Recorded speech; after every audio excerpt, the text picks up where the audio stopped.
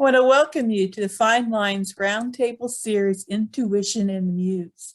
My name is Lisa Tomey from Raleigh, North Carolina, a manager of Prolific Pulse Press, LLC, and I'll be moderating as well as participating in the circle. For our circle today, we have Susan Brearley, Laura Catherine Coss, and David Martin. And I'll be asking a few questions and get started, and let's flow from those. But before we do that, let's meet everybody. So let's start with Susan. Susan, can you tell us a little bit about you and where you're from and some of the things that you're doing? Oh my goodness. So that's a whole can of worms right there. So I am in Poughkeepsie, New York. It's in the beautiful Hudson Valley. We're the last stop on the Metro North out of Grand Central Station in Manhattan, New York. And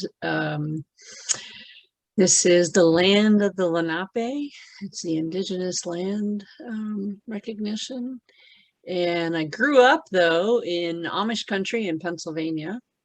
So I grew up with an agricultural lens to worldview lens. But I've been here in the Hudson Valley since the early 1980s, late 1970s. I'm a writer, I'm a poet. I'm the editor-in-chief of 5 publications on medium.com. The most successful of those is a humor and comedy publication. And I finished an IBM career and my own entrepreneurial thing for 2 decades. And now I started my last business, which I call the Garden of Neuro. It is a global women's network, an alternative to Facebook for women. So that's what I'm up to. Thank you. And thank you for being here today. Welcome. Laura, tell us a bit about yourself. Hi, so my name is Laura Coss. I am a recent college graduate from Ball State University, which is located in Muncie, Indiana. It's a little bit past Indianapolis, about an hour away. I minored in business marketing with a minor in theatrical studies, if you can believe that. I try to classify myself as a very diverse person. I feel, while I am a little analytical, I love being very creative. I grew up around the Chicago area, actually. I was actually born there. I'm a Chicagoan, North Side, so go Cubs. That might offend some people. You can take that out.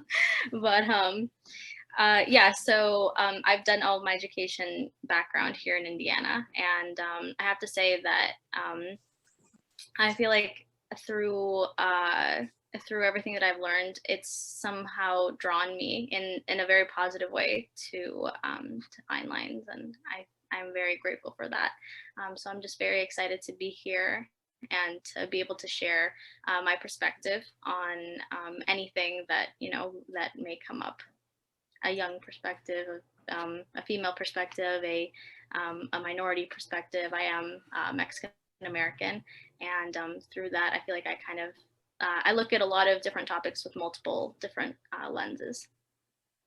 Thank you. I'm going to tell a bit about myself because I'm going to have David go last. I'm going to say the best for last, or the most talkative for last. No, Lisa Tomey. I probably lived in Illinois most of my life. Graduated from Western Illinois University, made many trips to Chicago. Majored in sociology with a social work emphasis, and minored in psychology, and worked in the field for a number of years. And then I always wrote, always since I was young. And as I got older, I turned more and more to writing. Got inspired when someone asked me to write a book for them, and just kept going toward book writing and doing things like that. And somehow through all of my writing, I stumbled into Fine Lines, and here I am. So, and now we'll go to David. Well, I'm really glad to have all 3 of you here. I grew up in a family that was really diverse, and every year I learned how more diverse it was as I grew up. But my father was born a cowboy and died a cowboy. And my mother was a lady and wanted to go to college. And in the 1930s, that was something that most women in our small town did not do. But she went every week to the library and brought home armfuls of books. So from the time I was 4 and made my first trip to the library with my mother, I was every week increasingly interested in what she was doing and bringing all those books home. And so I knew by the time I was in kindergarten at the age of 5 that I was going to college. She told me that nearly every week until I was a high school senior and actually enrolled in college. And she told me that every week because she was so disappointed that she did not get a chance to go. And since I was her first child, darn it, I was gonna cover all the paces that she was unable to make. Small town Nebraska, Lincoln, Nebraska for college, Omaha, 50 miles away eventually, but in the meantime, then and now I've lived in Oklahoma and Texas. And then I discovered Willie Nelson and his band of outlaw singers. And one time he told the crowd that I was in, well, you can tell a Texan, but you can't tell him much. And I thought that was so hilarious and such good writing that I think about that every day, because you can tell a Nebraskan, but you can't tell him much. I mean, you can use that line every bar you go into and every group that you're in and get a laugh. And it's true. Human nature is the same everywhere. And in 1991, I was teaching high school after I'd spent 11 years with Procter & Gamble, a top 25 company in sales management, and decided I really wanted to do something legitimate. And that was a wonderful company, and I respected everybody I met there, but I really wanted to do something different. And I think since I was in 5th grade, I had in the back of my mind that I really wanted to teach. And so I finally did start teaching at the age of 35 and never looked back, and was grateful for every classroom I walked in. And then I discovered that every teacher who teaches long enough will eventually have one class from hell. If you teach long enough, it's going to happen. You might as well hear it now, young teachers, because it's going to happen. Well, the principal came out 3 days before the semester was going to start in the fall and waved me over. I was coaching a cross-country team. And he said, Martin, I had to make a 1 class change to your schedule this semester because one of our teachers got sick and decided she wasn't going to come back, and I want you to cover that class. Well, I thought I could teach anybody anything, and I was still naive to think that, and I admit what a mistake I made. I just nodded my head because I was interested in this cross-country team and the students I had there and the things we were doing that day. Fine, I'll be there. Just change my schedule, give me a note, I'll take care of it. And then I walked into that class, and oh my goodness, my knees buckled. I had to stop and clear my throat. And it was full of 30 students that, since they entered our high school, were pretending to be students because they knew this year, if they didn't pass their classes, they would be out on the street. They would be not only kicked out of our high school if they didn't pass this English class, and they would be out of the district. And one teacher walked by that first week and said, whispered in my ear, "You ought to put an L on each one of those kids' foreheads." And I was so offended, I almost, well, I took a deep breath. I kept my mouth shut. I went back into the class and I shut the door so I couldn't hear her out in the hall anymore. I respected those students that had so many problems at home before they came to school, with their families before they talked to a student in the school. And goodness, I didn't want to talk to that teacher anymore. And frankly, it took me a month to get a chemistry going. And those students, I owe them so much, because they totally changed how I teach for the rest of my life. And I've been teaching in one form or another for 50 years almost. And they changed how I saw human nature. They changed my whole idea of creativity and intuition, and how I saw my muse, which we're going to get into later, I know. So out of that class, I realized when their eyes glazed over, when I said, "Get out your book, we're going to turn to page so-and-so and chapter so-and-so." And oh, they all groaned in unison. It sounded like a herd of cattle, coming in. I'm a farm boy, metaphors everywhere. And, cattle coming in and wanting to eat out of the trough and eat hay that we put out for them on a cold day. And, we don't want to do that. Okay, so I tried everything that normal teachers would do in a normal classroom. I might have metaphorically thrown everything out the window. I just had to start over. And what did I start over with? I moved everybody into a circle. There's tremendous power in a circle. Get out of the blankety blank box format of a regularly structured classroom and get in a circle. And they resisted me. The big boys, the gang members, resisted that, because in a box, you can sit in the back like Shane up against the wall in the bar and have eyesight on everybody who comes in and out of the door. And you can, that whole story. If you haven't seen the movie Shane, it's the best movie. Oh, metaphor on top of metaphor on top of metaphor. Every teacher should see that. Every good student should see that movie.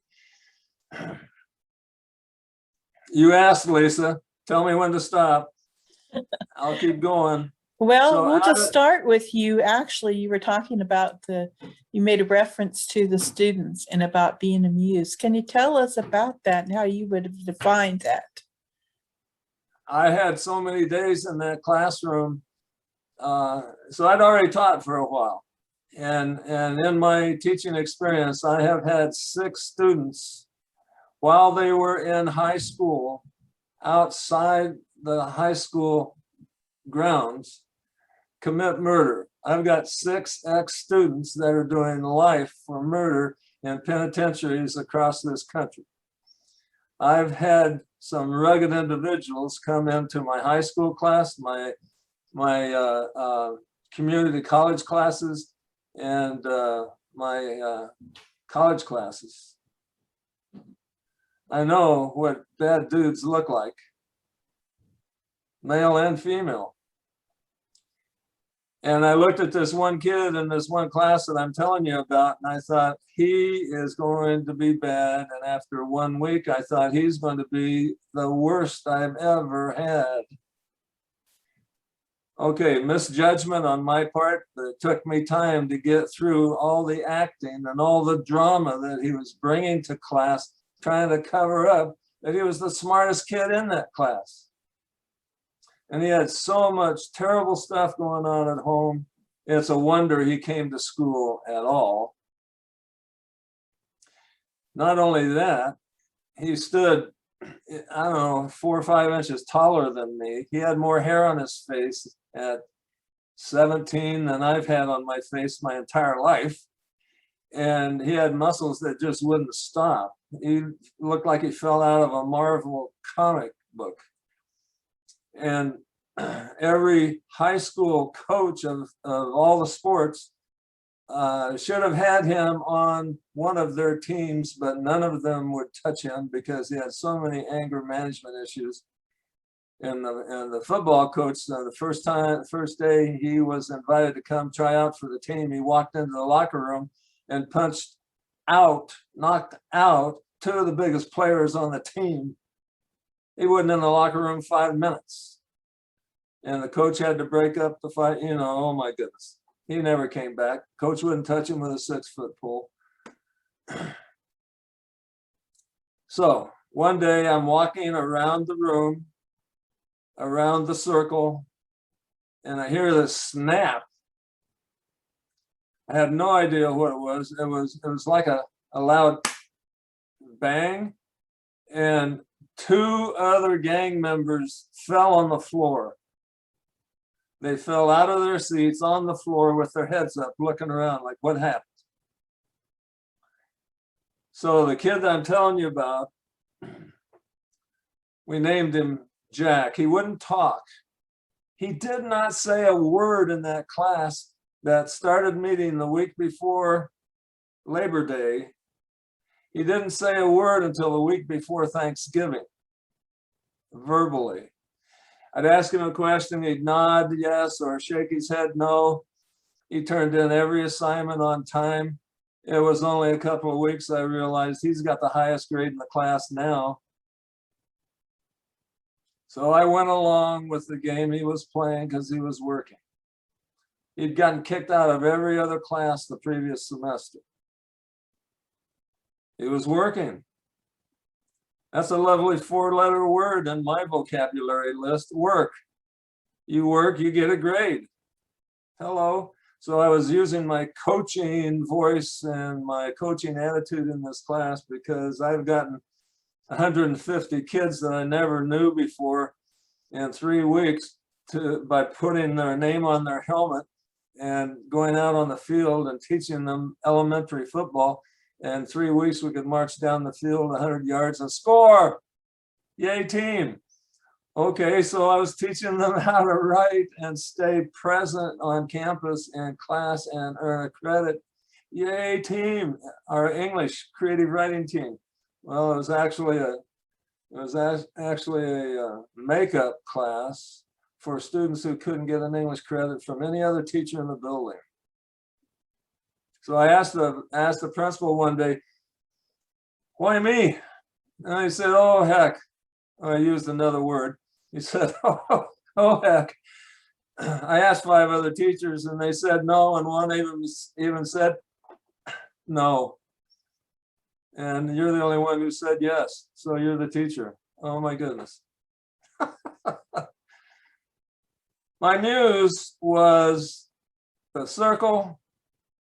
My muse was give the person a chance.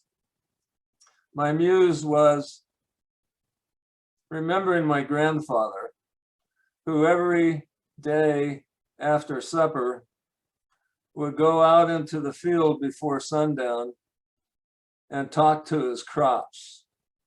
And I followed him out one day when I was 10 years old and said, Grandpa, what are you doing?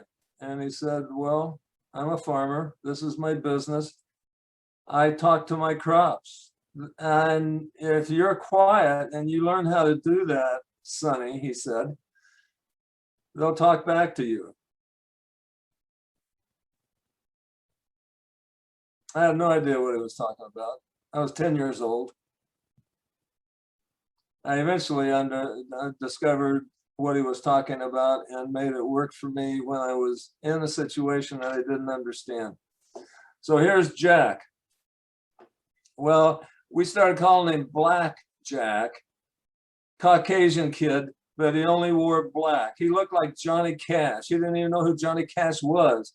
Johnny Cash dressed in black from head to foot, looked like this kid, Black Jack. No talking before Labor Day to the week before Thanksgiving. That's a long time. So what made him talk? I'm glad you asked. I got permission 3-4 weeks before that. Remember, this is 1991, that I could publish writing that I thought was good in that class, and we were going to make a little pamphlet. I discovered what desktop publishing meant, and I learned how to turn on a computer in 1990. Here it is, 1991. I was going to make a pamphlet. I put his writing on the front page. I walked into class with the pamphlet. I got 4 of the, maybe 40% of the class pamphlets distributed. He stands up and he swears. We hadn't heard Black Jack talk.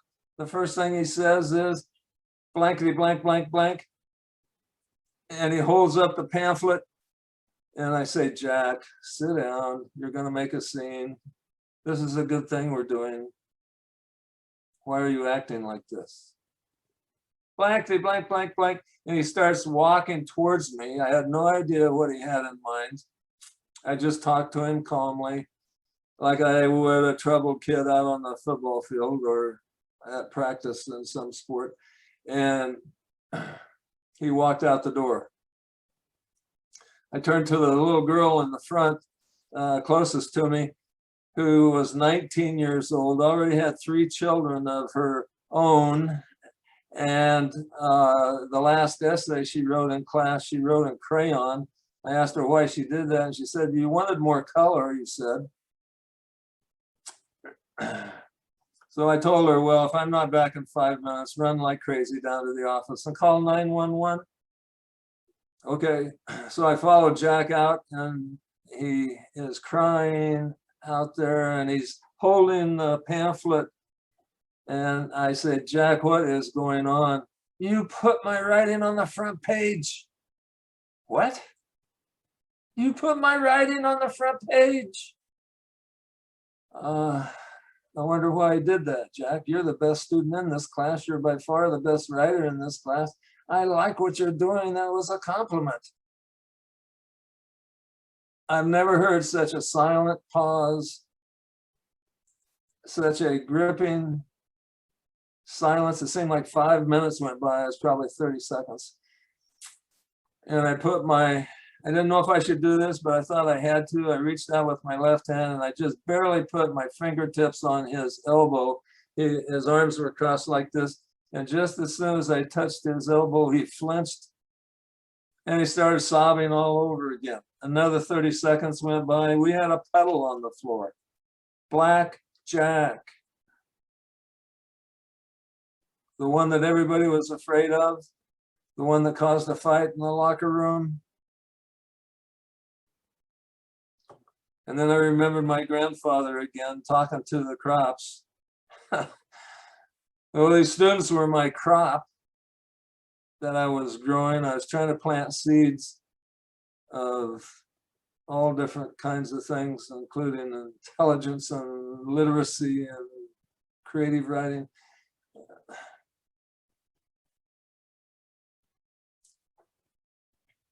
The Muse got me through that class. It got Jack back in his seat. No police were called. The girl with 3 children of her own didn't have to leave the room. Jack turned everything around after that crying session. Came in after school for homework help. Came in after school for homework help in other classes. Came in after school with buddies of his own that were failing other classes, not in mine. And he eventually passed my class both semesters.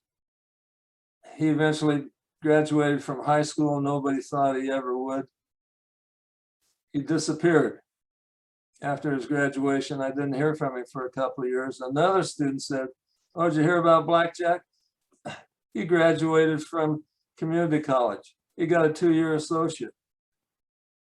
What happened to him then? I don't know, he left. 10 years go by. Oh, did you hear about Black Jack?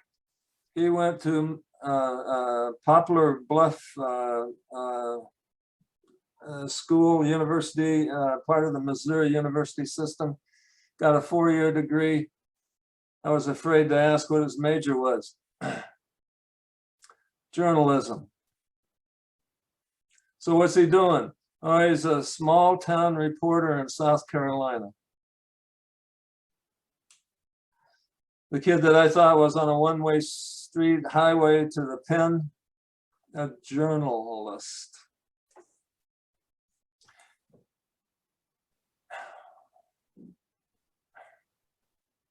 I had so much intuition going on in that class. I constantly referred to the muse that I mentioned of my grandfather, my mother's stepfather. It totally changed how I taught students, totally changed how I look at life. And I am so glad that I taught that class that I thought was my class from hell. That class hope that became a made muse. sense. And that's my muse. Yeah, the class became a muse to you. Yes. Absolutely.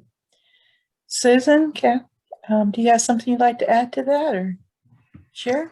Well, I mean, that's a beautiful story. It's very touching. I was probably the Jack Black of my class in high school, and I kept thinking as you're telling the story, you know, how he didn't talk. I mean, I remember being like that, and I kept thinking, oh, you know, it's only recently that I think I was this kid that didn't know what to do with.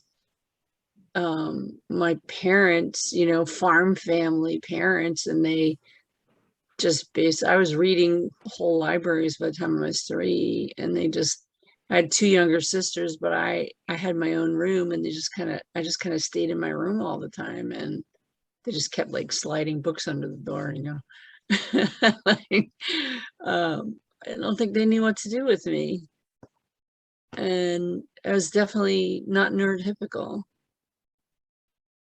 And luckily, I had a muse in my grandmother, who, when she was a little girl, decided, also very precocious, decided, she went to her father, I'm going to be a doctor when I grow up. And her father looked at her, and her father was angry because he had 3 children. The firstborn was a boy who died as an infant. The girls who came later lived. And he never let the women in the family live it down that his son died. So when she said, I'm going to be a doctor when I grow up, he said, no, you're not. You're a woman. You're a girl. You're going to grow up. You're going to get married. You're going to have babies.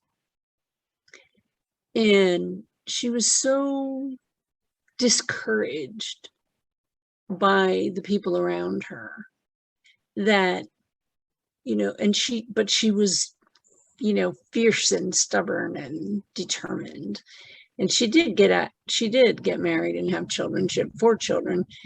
And she did that because it was the only way to get out of the house at an early age. And that was typical in farm families. It was typical in families where you weren't getting an education, you were working. You know, you've got a thing to do, you've got a job to do, you've got to work. You get married young, you have lots of kids, because that's, you know, then you have people to work on the farm, your farm. And that continued for generations in my family long after they sold the farm. The mentality kept going. My grandmother decided, I'm going to be a doctor.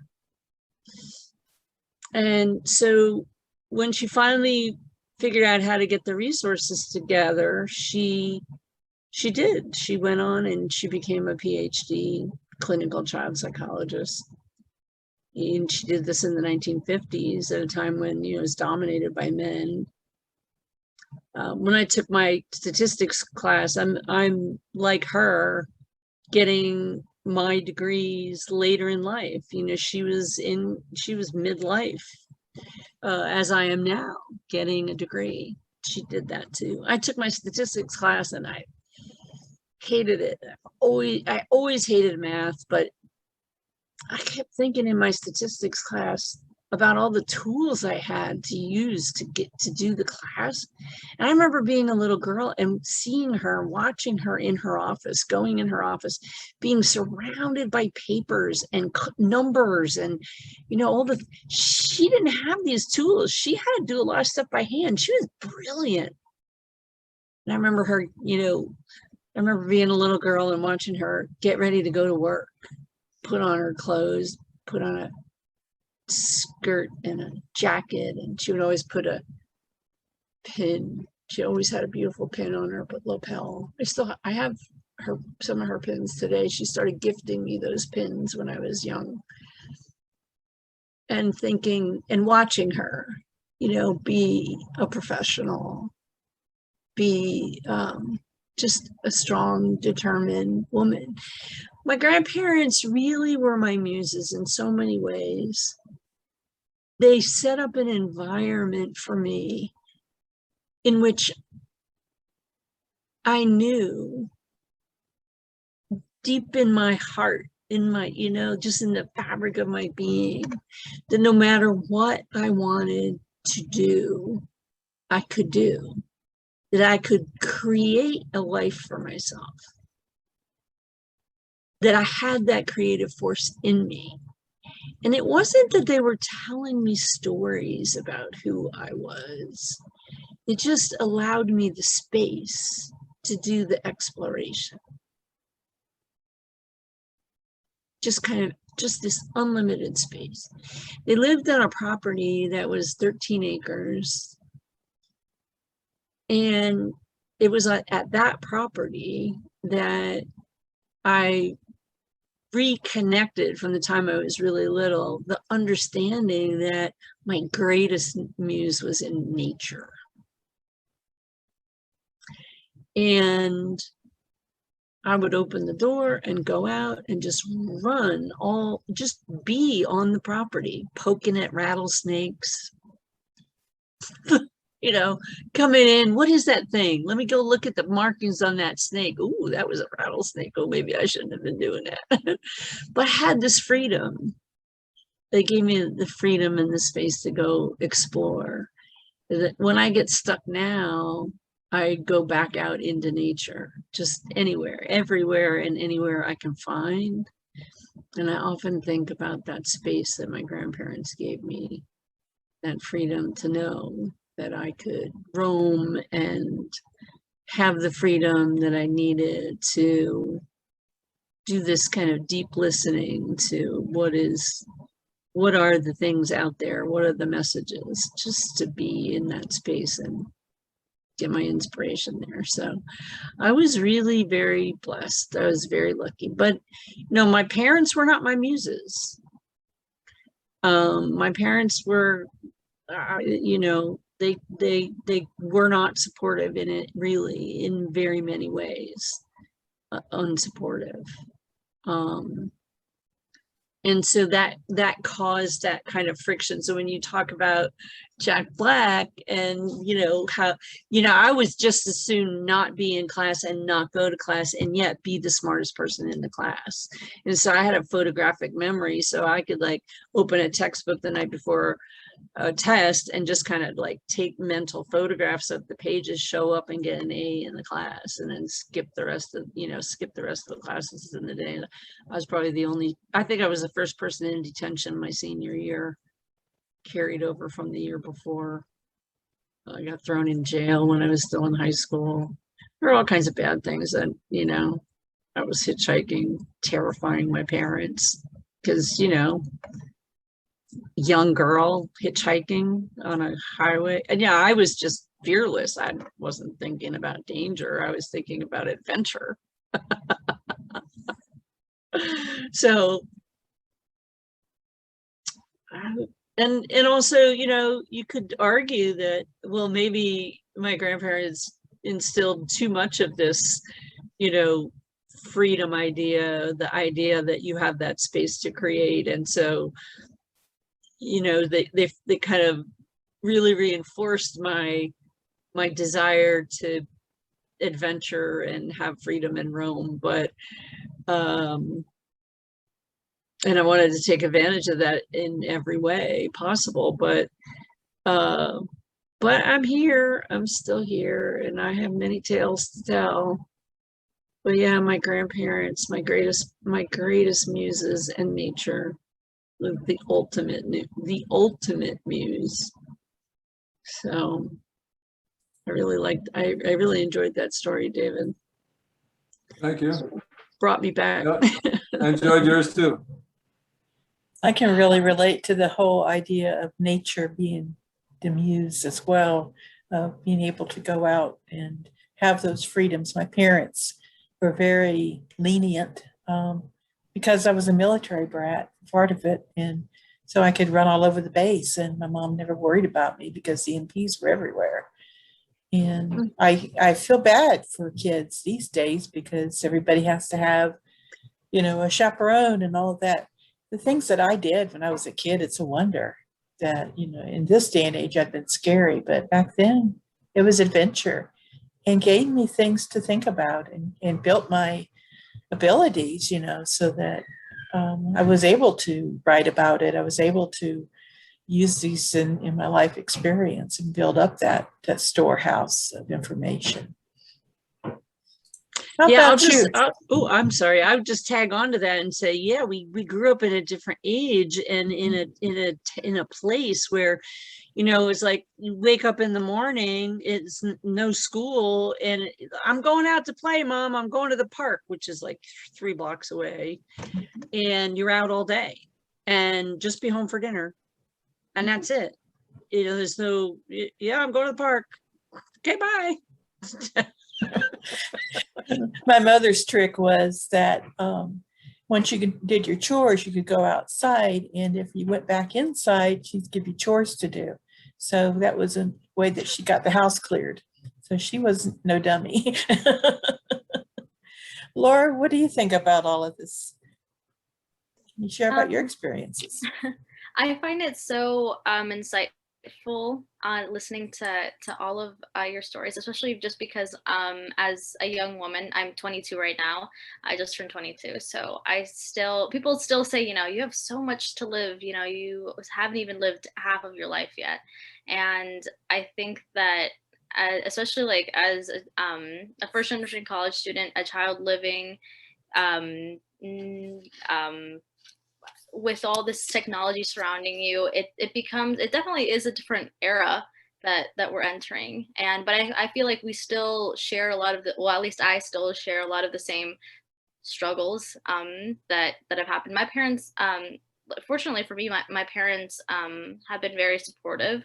And just like they did with David, my mom and my dad were both very, very adamant from a very young age, since I could remember, saying, you're going to college. Like, this is not, it wasn't really like an option. It's like, you're going to college, you're gonna be successful in life. And it's not mainly because, you know, that they want me to maintain them. Also, I'm also an only child. I also want to point that out. But so they're able to give me, you know, these opportunities, but it's more so just so that they know that when they're gone, when it's just me in this world, that I'll be okay. And I think a lot of times I was actually having a conversation with my mom last night, telling her, I'm like, saying, because my next move is going into grad school. And it's something that I'm not sure if I want to do yet, because I still have yet to figure out what I truly do want my career to be. And so it's definitely like an ongoing battle that I have in my head, saying, do I work? Do I go to school and continue the education? And so we get into kind of arguments about it. And the one thing that they tell me is, we want to help you as long as we can, and we want to. So it's kind of, I don't know. It's a lot of more so, this is what you're gonna do. And for me, it's just kind of like, I've always been a very like respectful child of my parents and, you know, that kind of stuff. But I'm like, I want to be able to find something that I really am passionate about in my work, because I don't want to come home to make a paycheck. I want to actually fulfill people's lives, make a difference, as big or as small as I can in the world.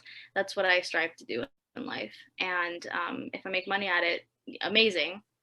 And obviously that's the goal, right? But yeah, so I think that just kind of hearing your experiences and hearing how paths change and a lot of influences in our life come back later in our lives as well, and we kind of are able to see those things from a different perspective.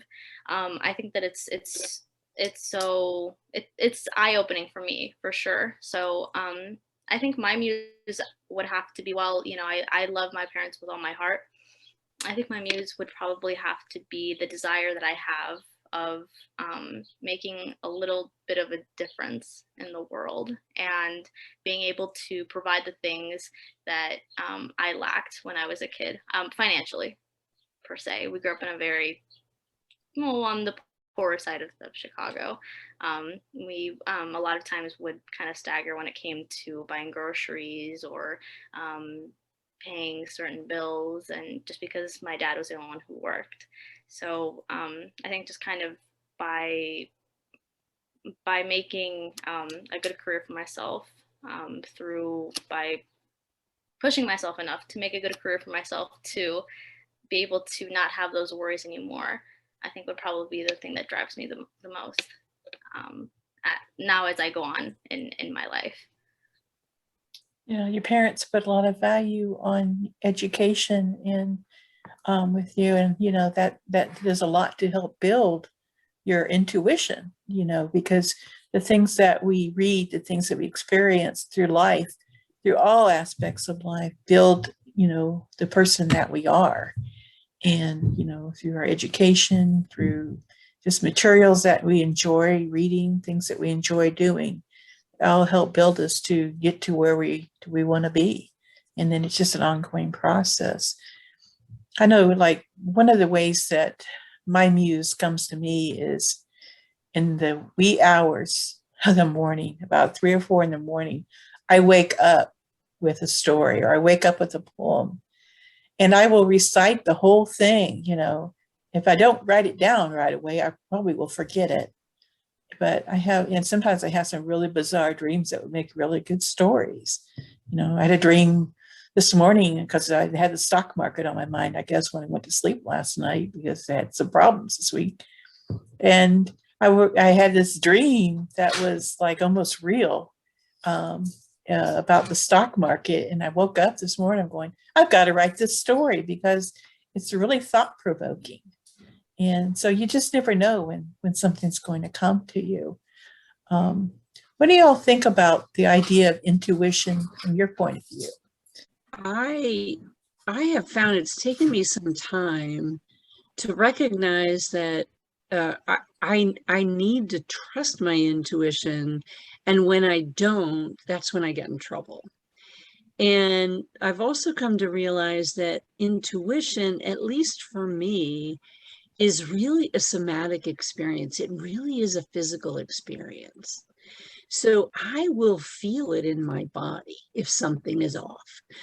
It will come out in my heart rate, my heartbeat. It'll come out in how my stomach is feeling, butterflies in the stomach. You know, there'll be something there in my body that is telling me there's something here. And if I ignore that, that's when I get in trouble. If I try to push through that and don't listen to that, then I find myself in really uncomfortable situations. And so that's taken really quite some time to recognize, be able to talk about that, and then act on it. So yeah, I'm big on listening to my intuition. I find that I started meditating about 3 years ago or so, and sitting quietly, sitting in a space in silence, whether it be in my room or out in nature, but doing that really heightens my ability to be more in touch with my intuition. So yeah, I think it's an important part, and I think it's an important part of the creative process too. Thank you. May I try this? I find it very interesting, Susan, how you say that that you meditate and that helps you with your intuition. I think a lot of us, especially in society today, we're always on the go. We're always searching for the next thing. Okay, if I'm not here, I need to be here. So we always have a schedule written down. So we kind of don't ponder and don't, or I feel like our body doesn't have time enough to catch up to really be like, oh wait, hold on, this feels different. I think something, this doesn't feel right to me, or I feel off, So I think that really taking the time to be still as well, be still and just kind of listen to things around you, to listen to your, your intuition is a very important thing. Yeah, it's such a good observation that you make too about because about the always being in motion. And from, I would say, from my 20s, from the time I got my associate's degree and then I immediately got a job. I was a single mom, and it was, go, go, go, go, go. And, at that point of my life, my muse was my son, because he really was the inspiration for everything I would do. But as a working mom, I was like, work, home, work, home, work home. And there was always this, do better, the son is growing and has more financial needs, and you have to keep up with that. And so this idea of, I think one of the reasons it's taken me so long to trust my intuition and to really be in touch with it is there was not an opportunity to be still. Mhm. And I think that, especially, if there was one piece of advice that I might have for young people in that regard, it would be that it's not given. You must take it. I once had a friend older than me who gave me a framed piece of art. It was kind of his abstract art, and it had a saying about opera, something about opera, and it had a line in it that said, "Take joy." And I never quite understood what that meant, take joy. But now I've come to realize that those things that we aspire to, that we think we'll get to that later, or we want that later, that we're chasing after, like happiness or joy or quiet, or, all those things, they're always there. They're always there right now, right in the present, but we must take them. So that means we must carve out that time and say, this is my time to sit now, and nothing Absolutely. else matters but this. Absolutely. Right? We have to take those things. Yes. Now I'm going to share my screen so that everyone can see what David has shared here, the twisted tree. You want to talk about this, David? Can you see that picture? Everybody see it? Not yet. I see that you started screen sharing, but I don't see the picture. Okay.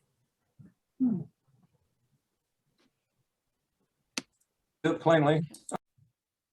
I think about the transactions that we have in life, like there's lots of different kinds of transactions and exchanges that we have there's a lot of transactions we have between ourselves. And I think about those straight lines and what you said about straight lines. People think about transactions and energy exchanges, and we think about money exchanges and money transactions a lot. But I was in a book club meeting not too long ago, and it was with Brene Brown and Tawana Burke, the woman who started the Me Too movement. And I got to ask a question, and the question was about who decides, what's truth, what's real, what's not, like who decides in a group of people. And she said something that I thought was really, really, really meaningful about transactions. She said, transactions are not transformational. just a simple transaction, anything that is transactional. I'm sorry. It's not anything that is not transactional is not transformational, she said. Vulnerability doesn't happen without boundaries. And she said, we share our stories with people who have earned the right to hear them in spaces that are safe enough to protect our autonomy. And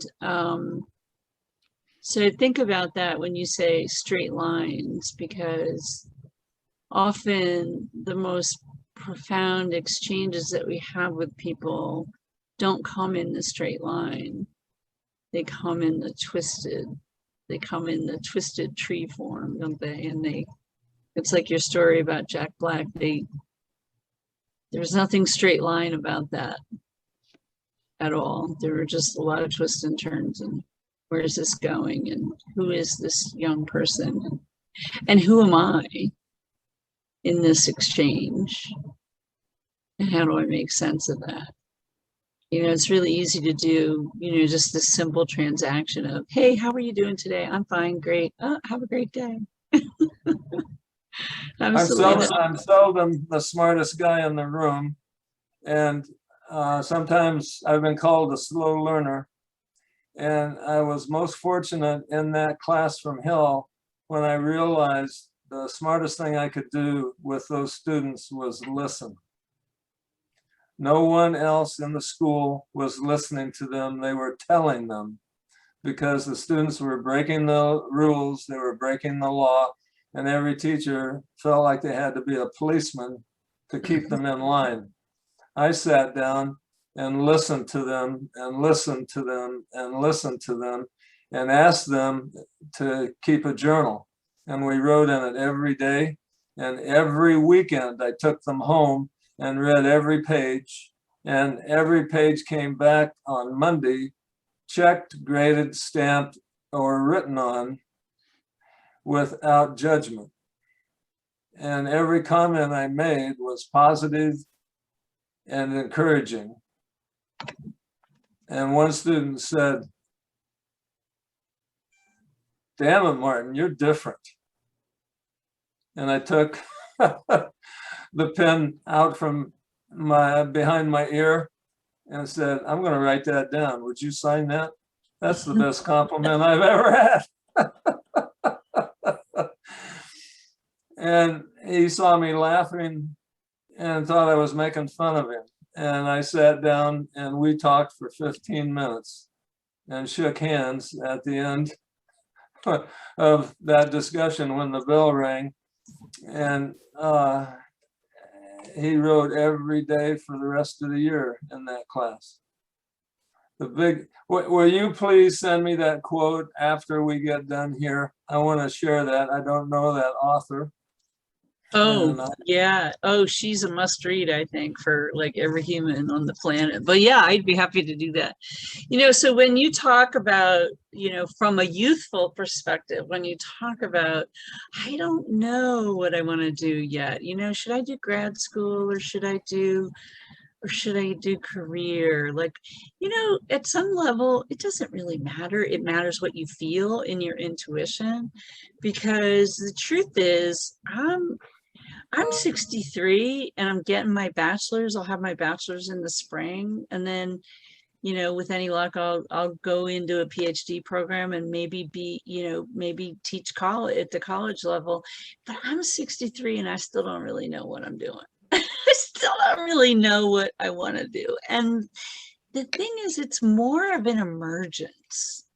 It's more of just like sitting quietly in this space and listening and saying, what wants to happen next? Sometimes the things that I feel like we plan for ourselves aren't the things that life has planned for us. And most of the times, actually, I feel like life takes us on a better journey than the ones that we pick out for ourselves as well. I feel like everyone here can relate to that, where we all had one plan for our life, but then life decided, nope, we're going to do this plan instead. And we end up with such a different perspective of like, wow, thank God it did not go my way. And because as humans, like, we're also stubborn. I mean, I remember just like, while, you know, it's not the biggest decision of my life, it did impact my life in a couple of ways. I remember also being a young girl, glasses, short, always had her nose in a book, and that was my friend throughout elementary and middle school. Books were my friends. And so when I got into high school, and the pressure just keeps adding on every grade level that you get of trying to fit in and be like everybody else, I remember I decided, I was like, no, like, I really want to be a cheerleader, because that's like the it thing. That's what's finally going to make me a better person. And like, you really do think that you're going to go through this transformational thing if you just get the thing that you want, that you're going to be such a great person at the end of it. And going into tryouts, everything was great. You know, in high school, I was very excited, and they lined up, I think, like 10 girls, 10 of us, and every single person but one didn't get it. And I was that one. They were like, you were great, we just don't have that many spots on the team. I said, okay. Obviously, I was in school, so I could not, you know, say too much of anything. I mean, but the rejection hurt a lot. I remember feeling a lot of pain, a lot of anger, saying, why is it that I can't be the person that I'm destined to be? Why can't I be the one that's the it person? And so coming out of the gym, I was so upset. I was literally just like knocking out everything. I did not care. I was about to punch a wall, which with my hands probably would have hurt me very badly and probably broken a bone. But then all of a sudden, right across from the gym, there was the theater room. And I had done theater also my entire life, but it wasn't something that I wanted to do anymore. But just for the heck of it, I'm like, okay, might as well I just go inside, see what's going on. I saw that there was a couple of people there. So I go inside and I'm upset. But once I come inside, everybody's sitting down. They're like receiving not a lecture, but they were going over how to audition for the fall play.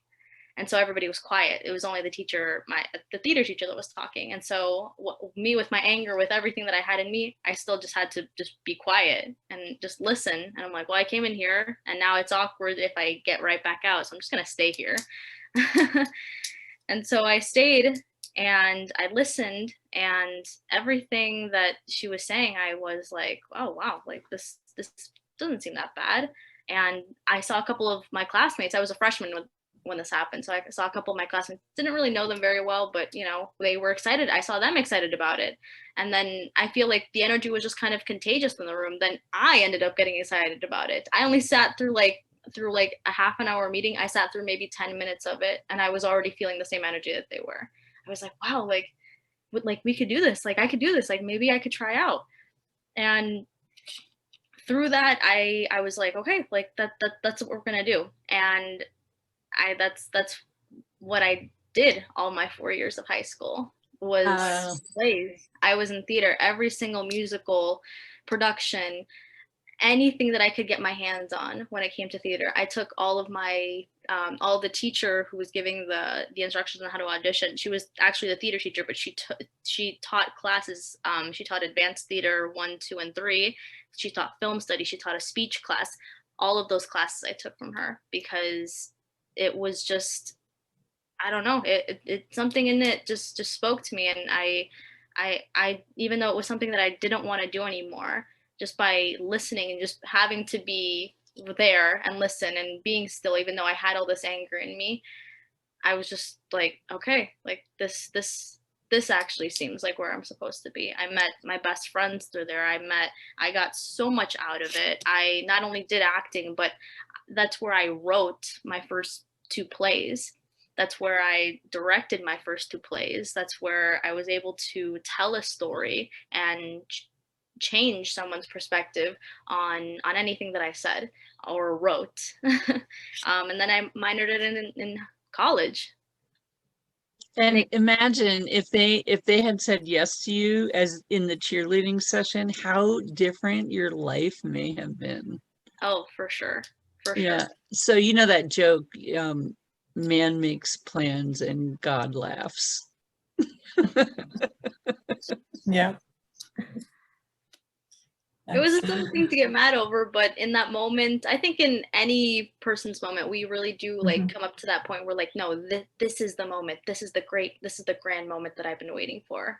And when it doesn't happen, it's so easy to get so discouraged and so disappointed and think, what's wrong with me? When instead we should be asking ourselves, okay, how is this going to help me? How is this going to make me a better person? What am I going to learn from this? Yeah, it didn't happen to you. It happened for you. Right. That's Yeah. such a good way to put it. Yes. Logic takes us from point A to point B, but imagination will take us everywhere. My good friend Albert Einstein said that. My good friend. Your story matters. All of our stories matter. What do we have to do? We have to write them. Yeah, it's interesting. I was in a session this morning and we were talking about energy and stories, and I'm a cancer survivor. And, you know, in 1995, they told me, you have this stage 3, 4, borderline stage 4 cancer. You have 6 months to a year to live. And I had my second son, he was like 9 months old. And I looked at the doctors and I said, you don't get to tell me that. I have a little son. He needs a mom. So you don't get to tell me that. Sorry, no.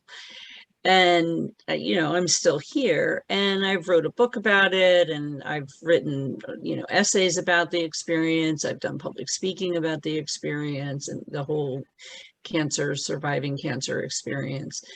And there came a time where I got tired of telling the story, and I thought, people don't want to hear this story anymore. And plus it's in my past. It doesn't define who I am. And there was a time, as I was explaining, that I felt a little uncomfortable. Like I felt like people would always say, you're such an inspiration. You inspire us so much. And I thought, but I'm just living a life that's a regular life. My life isn't really that different than anybody else's life or anything that anybody else isn't capable of themselves. And then someone in the session said, you know, there's a thing that they say, there's a saying they say, which is, you know, less is more. But that's not true. She said, more is more. Right? When we shine our lights, that it's very reflective, and people get to kind of be in that light too and bask in that light. And so when you say, David, oh, we just have to tell our stories, we have to write our stories, we have to tell them. It's so true, because that's how, right?